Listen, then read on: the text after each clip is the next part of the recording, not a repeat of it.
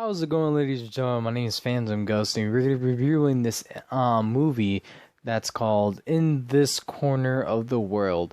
It is a 2 hour and 9 minute movie that can be found on Netflix and probably, well, I watched this on Netflix. That could be also found probably in Anime Ultima as well. Excuse me, the about is Suzu marries into a family living outside of Hashiroma and quickly settles into her new life until World War II challenges her ability to survive. I didn't feel like watching this in Japanese, so I decided to go with dub. And dub mixed in with this animation felt like it was like a soft, a light-hearted type of anime in the first hour. After the first hour of the movie was like, yeah, when I got into it, like past the first hour, shit gets really downhill from there. But I want to get the rating out of the way and say it's a good solid 8 out of 10 movie. I enjoy it. I really do enjoy it. I enjoy Suzu just like having to withstand everything that's being thrown at her.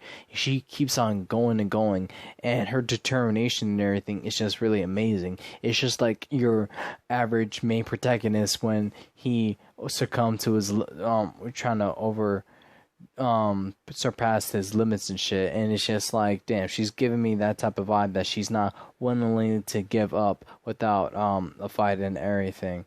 But yeah, I love the beginning of the first hour about Suzu, about how she is as a kid growing up to being forced to marry into some guy's family. I didn't like that because like she did had a crush on her classmate. I'm presumably assuming that it's her classmate that she had a crush on, and it was just nice, but she literally married a dude that she barely knew. But this really represents the era of like how World War II was, and how I think this is Japan culture of how two different families that don't know each other, but they get married and everything. So that's like the culture type of vibe that I'm getting, and I'm pretty sure that's how things was during that type of era. And it's interesting to catch up on that. And I did I think like my final project was something to do about the Cold War, something about that, but it did had some stuff that I did learn about this war, not too much, but a little bit during my time doing US history as a sophomore. But yeah, I really like her determined, her everything, dude. It was just like the mood really shifts in from like being this girl who's married, who is having great connections with this with her other family and everything. It was just great lighthearted stuff. And then when the war began, her husband had to go into war and everything, and shit gets like downhill because of her father-in-law goes to war as well. This is when young Japanese boys, Japan boys, gets drafted into the war. Just how we are getting into the war for Iran. But don't worry, guys, we got the gulag on our side. But yeah, it was really hard for Suzu to survive because she really wanted, I think it was maybe like an hour and 45 that she wanted to go live with her family again, but everyone she knew just died, and it was just like, damn, the only person that in her family that didn't die was her younger sister. Her brother died, her two parents died from her hometown because she wanted to not deal with all the bombings, the alarms, the procedures, the underground bunker that they had to go through to deal with, like during the era of how World War II is setting. It's like their battles is like near hometown is what she is living in with her husband's family. It's that they have ships and everything that near the town, and then when they fight they get shit all over the town, man. And especially when she has to deal with her sister-in-law's niece. That dude, it really hit me when they were done with the whole procedure. I think they were too far away to get into the bunker, so I think they had to hide somewhere.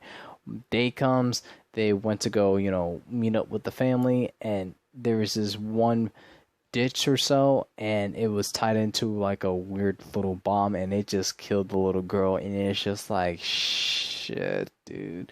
Suzu lost her right arm, and she's still determined that she can still survive under the conditions. And then at the end, she was disappointed just how I was. But again, it's tying into real world things, and Japan lost the war, and again, she's still determined to survive and everything. But the only people who hasn't died, or like her husband hasn't died. It's so weird. He's been promoted to like captain or corporal or something, and he has been, took going into war for like 3 months, and it was just like the last time they met, or the last time they were together, is when they walked together, something about socks or something along those lines. But Suzu is actually a kind-hearted girl, and the minute that she was just like, all right, it's game on, she never gave up until she wanted to go live back with her family because she could not handle it anymore. But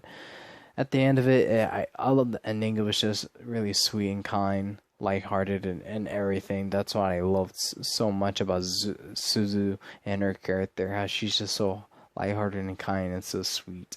It is very enjoyable to watch, and not for the part that she suffers a little bit. That wasn't enjoyable for me, man. It's just like, I can't handle that, man. It's just like, bro, the story is great, man. You gotta mess up my feelings, man. But besides the nitty gritty stuff, the rest of the anime movie, it was just fine, and I loved it very much. And I suggest, if you guys have nothing else to watch for anime movie wise, I suggest watching this. It's a good 2-hour movie, and I promise it won't waste your time. And the animation is actually really unique, and I love it. It really, I feel like, captures the flow of things. And it's just, besides that, with Suzu, she is an amazing artist. Like, whew, that girl can draw so many things, man. But it was a shame that she lost her right arm, and then her niece and everything. It was just hard there. But yeah, I enjoyed the movie very much, and I want to know what you guys think about this movie down below in the comment section. If not, that's okay with me. But anyways, ladies and gentlemen, my name is Sandy Ghost, and I will see you all in the next one. Have a wonderful morning, night, day, evening, whatever the occasion is. Check out the description for socials and everything, and later. Peace.